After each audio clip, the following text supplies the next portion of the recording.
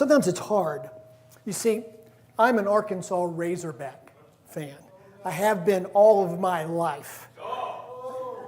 In the good times and the bad times, or with Arkansas, with the bad times and the worst times, always pull for the Razorbacks. Even when they should have won against a clearly inferior team like yesterday, and they still lose.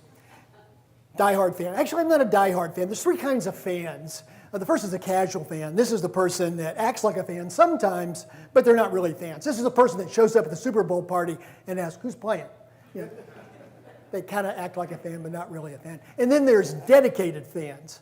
These are the fans that are there in good years and bad years. They may even have a Coke bottle in their office celebrating the 1994 National Championship Razorback basketball team, or even a DVD at home celebrating the undefeated national championship season in 1963.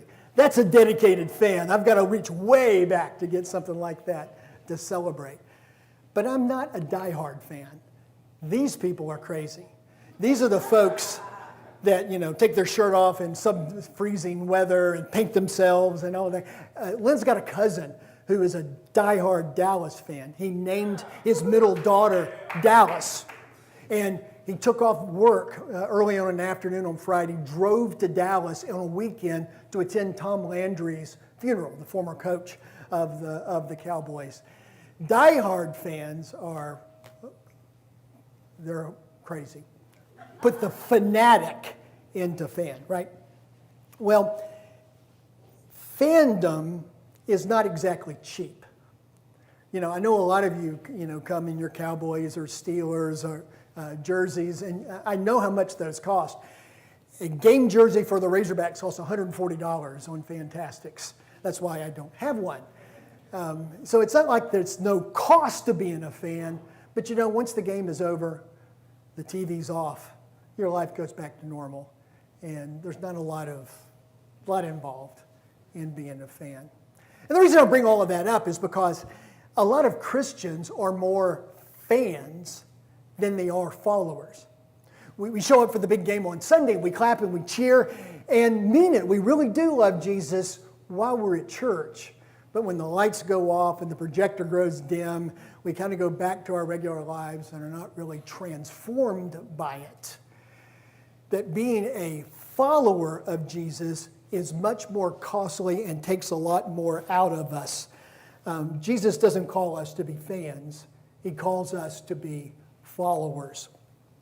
This is the theme we're going to look at today in the Gospel of Luke as we continue this series, that more than any of the rest of the Gospels, Luke is going to stress what it means to be a follower, a disciple of Jesus. Jesus does tell us at times to believe in me, but you know what he says about 3 times more than that? He says, follow me. You can't just be a casual follower of Jesus. It's going to cost you something. Here's a factoid you may never considered before. Did you know that the word Christian only appears 3 times in the New Testament, and it's usually used as a pejorative by those who are unbelievers?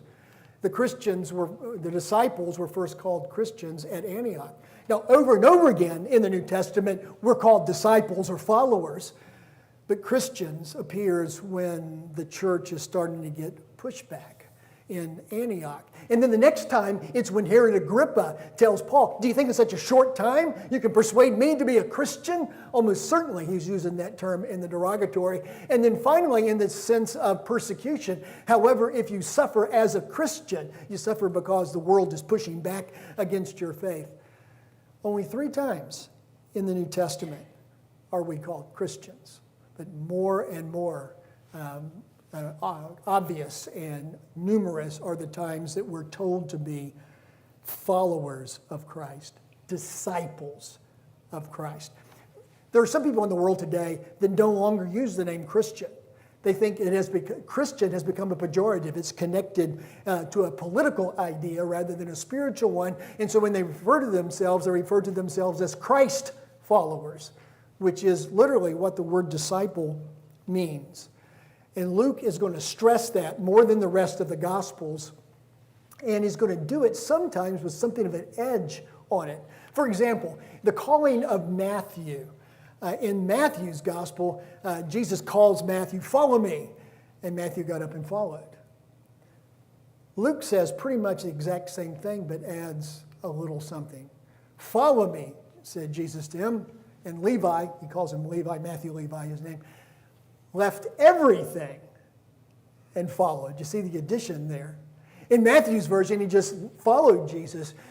But Luke stresses that edge a little bit, that following Jesus meant that he left everything, which is exactly what Luke stresses in his calling of Peter, James, and John as fishermen. They pulled their boats on shore and they left everything to follow him. Now remember, this was after their best day as a fisherman. Jesus tells them to cast the nets on the other side. They do, and they fill the boat with fish. In fact, they were afraid the whole boat was going to sink because it was so full of fish.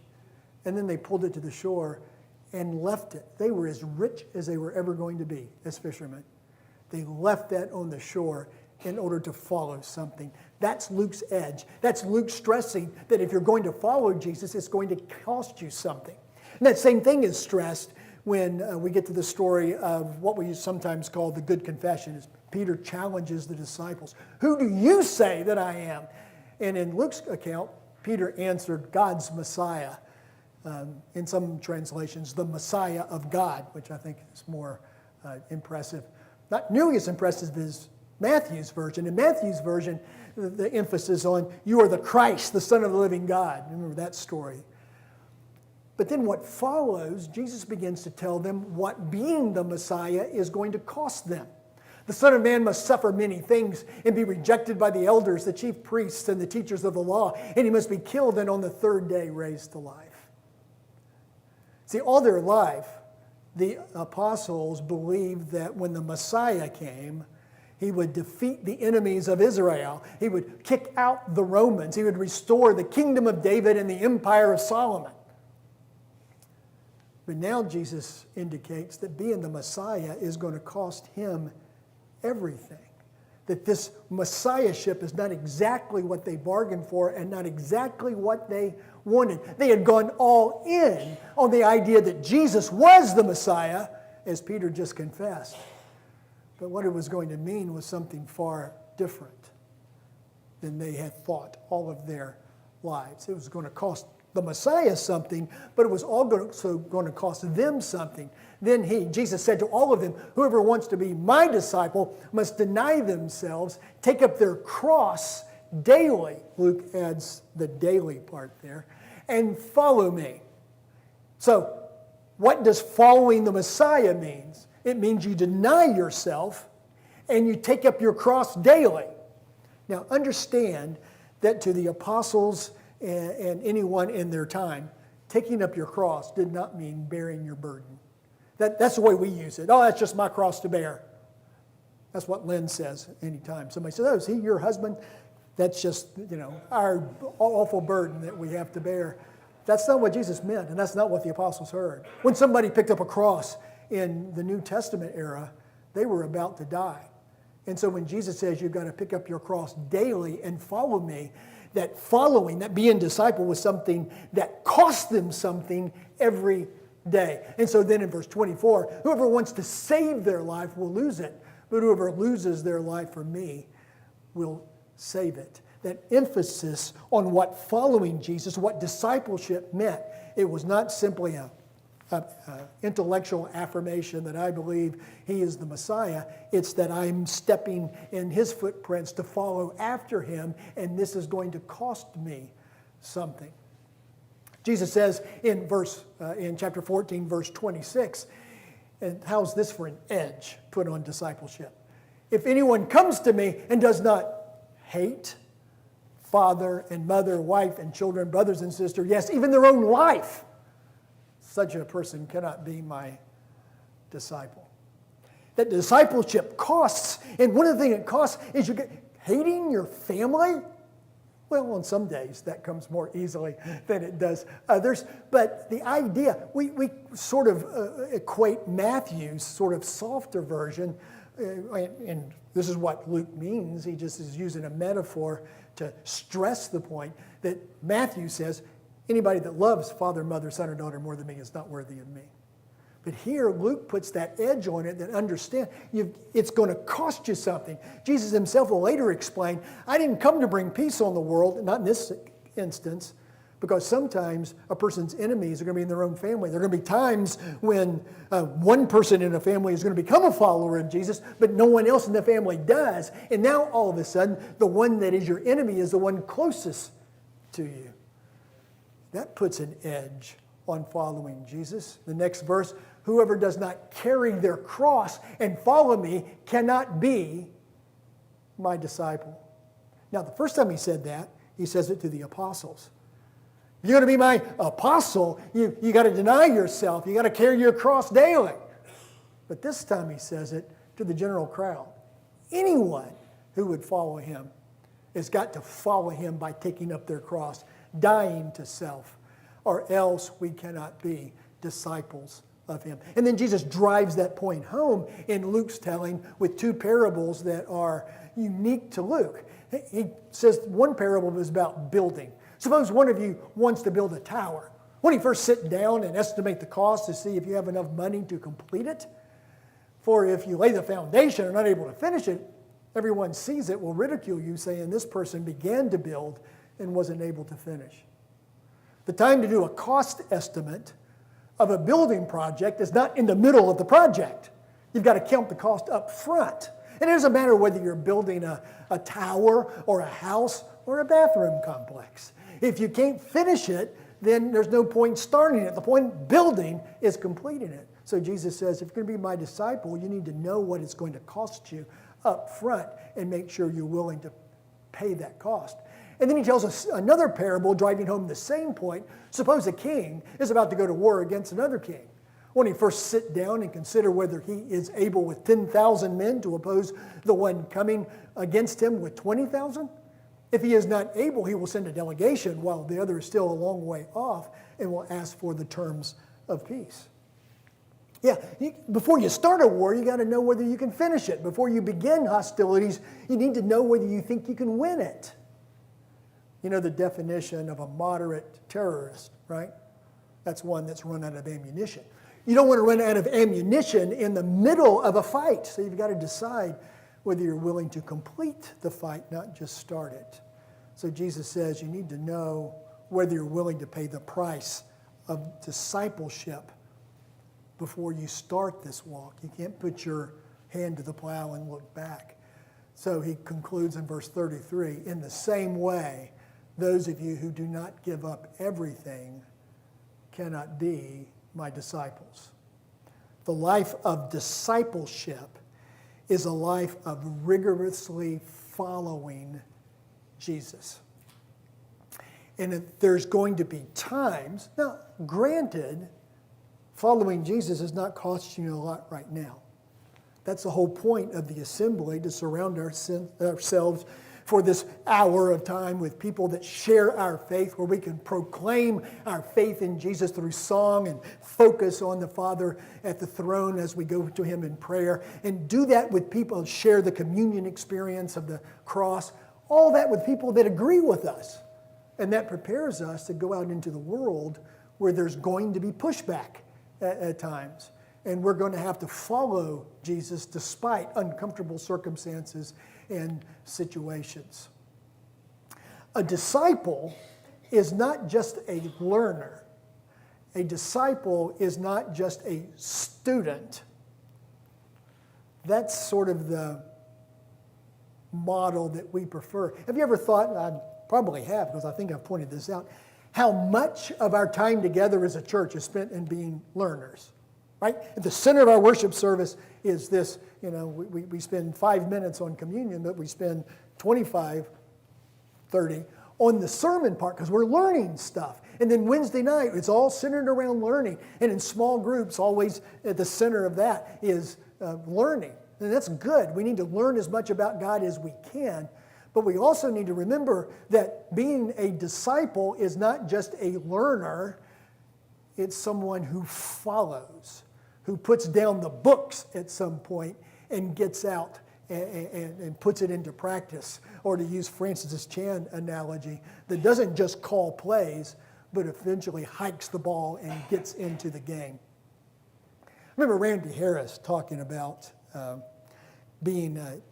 while he was doing his doctoral work at Syracuse, working with a church that was largely first-generation Christian. By that I mean everybody was essentially a new Christian. They had been converted as adults, and they were still learning. They didn't have all the background of Sunday school and stuff that we do, so everything was new.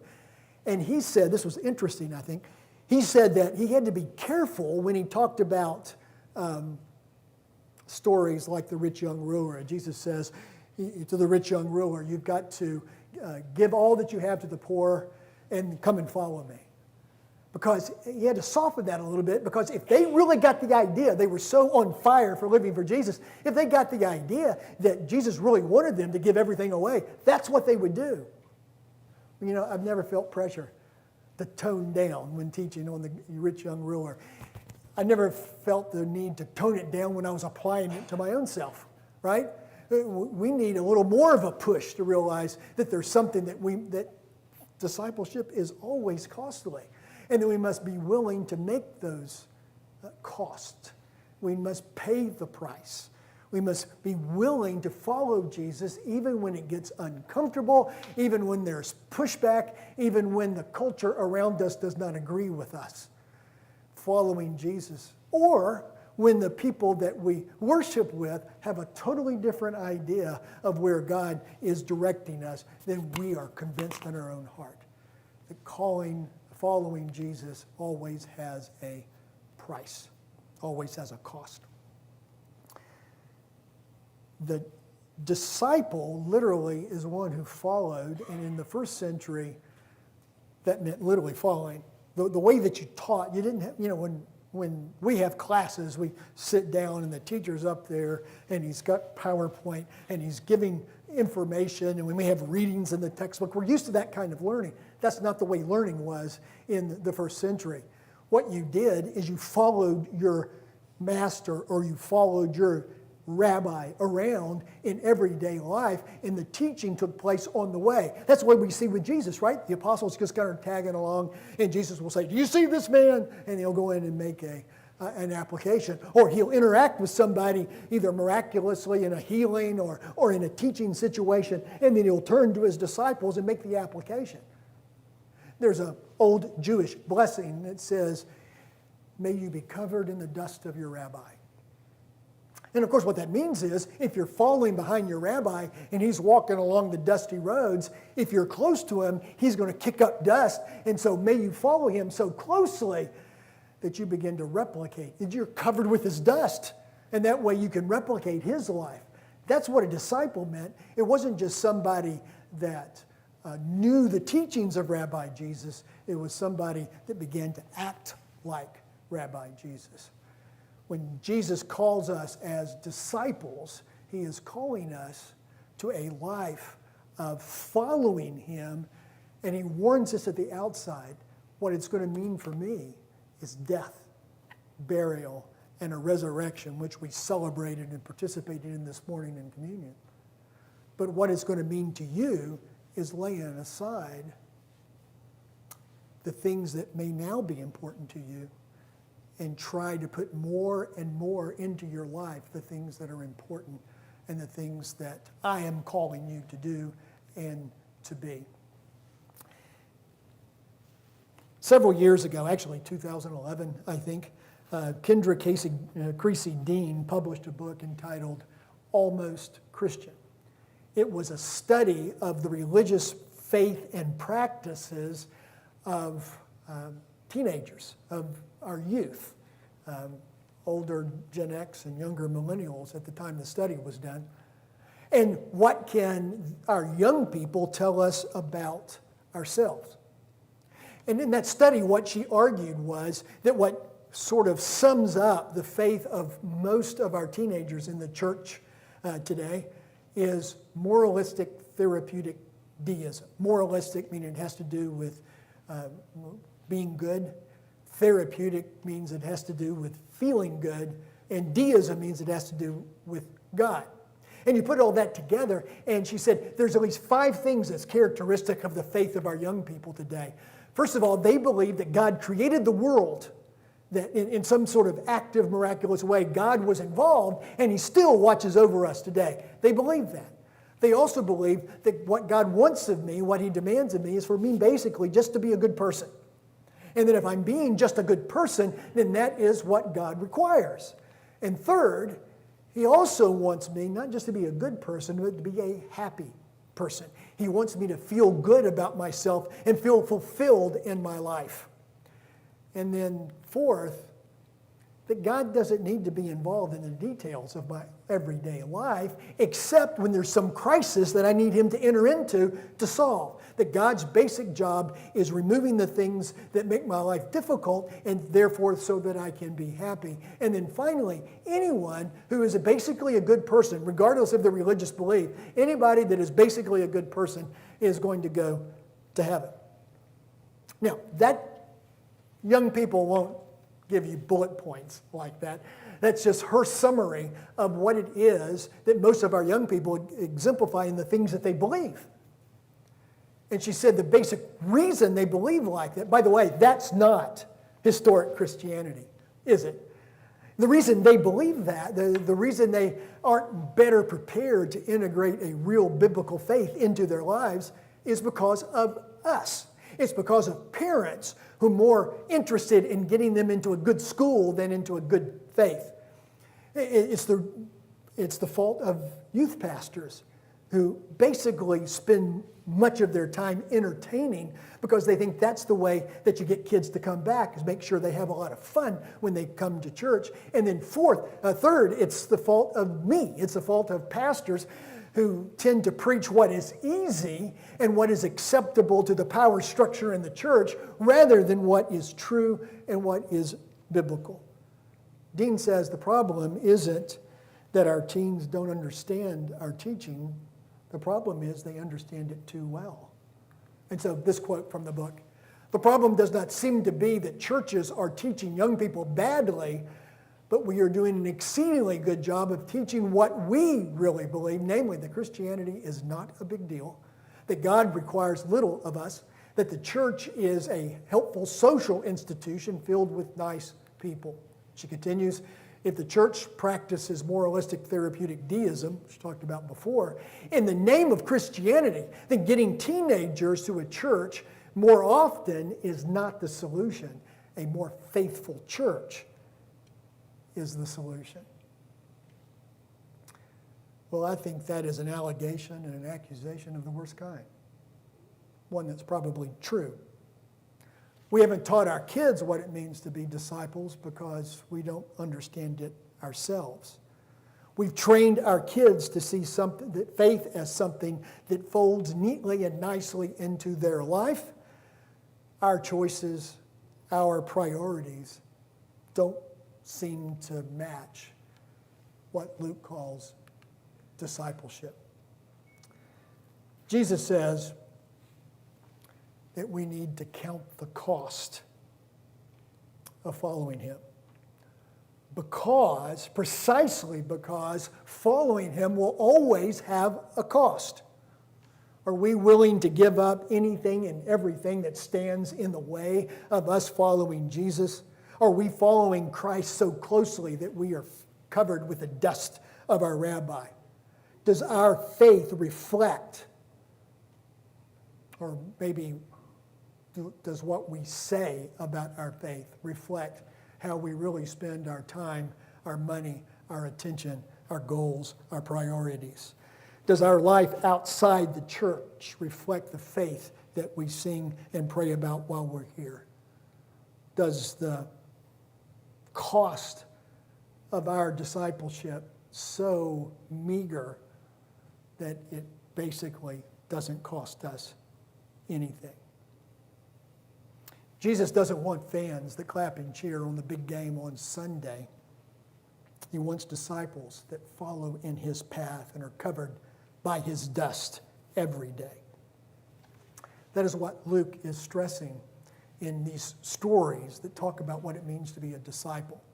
Every time we read in the New Testament where it calls followers of Christ disciples, that's what it's emphasizing. It's reminding us that following Jesus is always going to be costly. No, we might not need to give away all of our stuff, but we need to place all of our stuff at the disposal of the one that we're following. No, we don't have to literally hate our families, but we do have to get rid of anything that stands in the way of us following Jesus. So the question that I leave you with this morning is simply, are we doing that? Are we seeking to follow Jesus that closely? Or do we simply fit in what we believe about him with how we want to live our life in the first place? Are we living as disciples? Are you living as a disciple?